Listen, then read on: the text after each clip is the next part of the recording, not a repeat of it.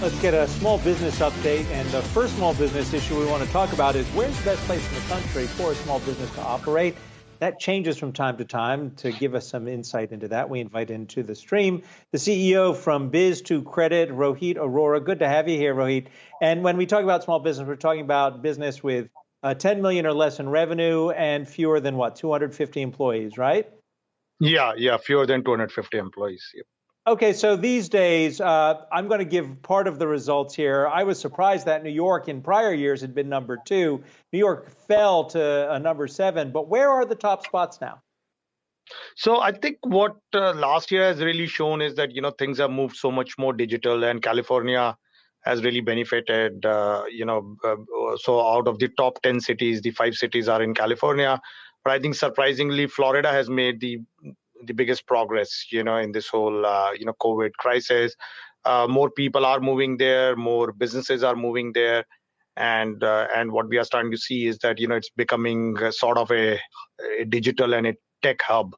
And that's starting to, reflect because this is the first time when, Florida has ranked so highly, and also the number of cities in Florida. So I think California obviously is still dominant because of their prowess in the technology and digital services business.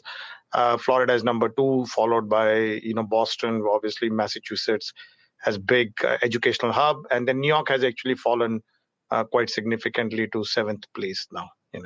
Do you think the jump that we saw in Florida with Miami and Fort Lauderdale now at the number 2 spot, do you think that's going to be here to stay, or is this something that we're simply just seeing because of the COVID restrictions of the last year?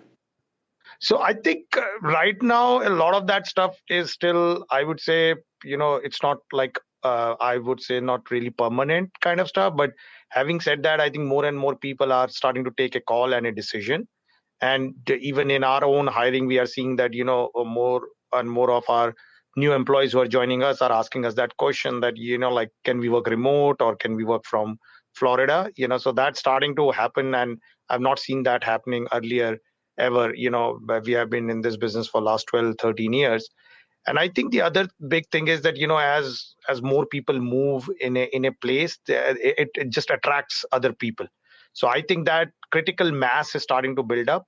And I think the biggest thing is that, companies have become a lot more comfortable for people to work remote now. And that is actually a huge game changer, which post-COVID, I don't see that going full 100% back to the office. And in my view, Florida is playing its cards really well right now. New York people are concerned overall, not just with the taxes, but the overall environment right now also. So I think California is still doing very strong. And I foresee Florida to get even stronger than where it is right now, actually. But then you get, for instance, the top 10 cities with the youngest businesses. Indianapolis, Indiana, yep. Number 1, tied actually with Phoenix. But, Circle Center, Circle City, Indianapolis, why Indy? So Indy is actually very interesting. Over the last few years, the cost of living, the cost of doing business is a lot less. And we have seen that, that Indianapolis rankings have gone up, in last few years. And I think what COVID has really done is that, it has just, led people to just, go away and work remote. And a lot of people, who are from Midwest and used to be working in bigger cities have gone back and started working from there. Companies have started to think about, relocating, or more small businesses are starting in those parts of the country that were traditionally not happening. And I think the overall, the digitization of every small business is gathering pace at a very rapid pace. And that means that, you can work from a smaller place and also from places which have good educational institutions, good hub of talent. And what they really lacked earlier was the critical mass, or they didn't have the right environment for people to stick around.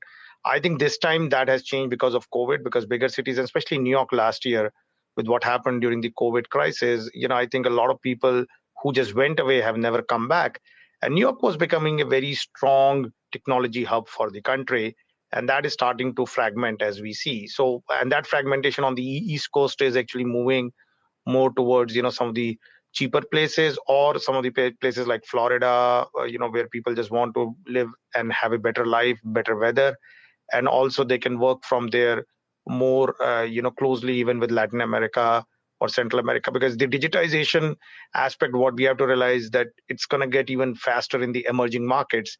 And wherever you have hubs in US which are dealing with the emerging markets, it's going to get even strengthened. So California is one hub, and then Florida is another hub for that. So I think that's it. That's also a very, very interesting trend that's starting to happen, that, it's not just local, but also the international, digitization of businesses that's getting driving a lot of small businesses now, And you're in touch with small business owners all the time. When you talk about their outlook right now compared to how it was even just a few months ago, how significantly has it improved?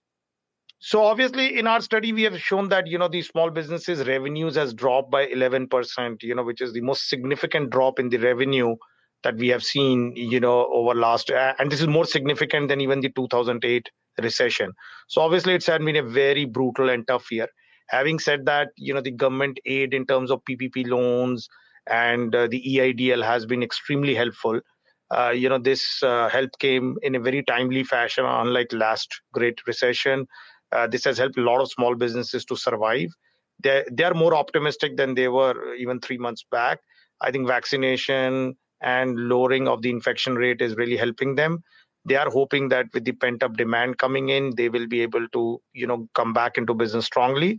What they are really worried about is increase in labor cost, decrease in the labor availability, especially with the retail businesses, and also, how much change they will have to do to their current business models in order to, survive and thrive. So those are the three things that is keeping them pretty worried. While at the same point of time, I think overall, from a financial aspect, most of the revenue they lost, they have actually got back in the government aid. Rohit Arora, great to speak with you, CEO of Biz2Credit.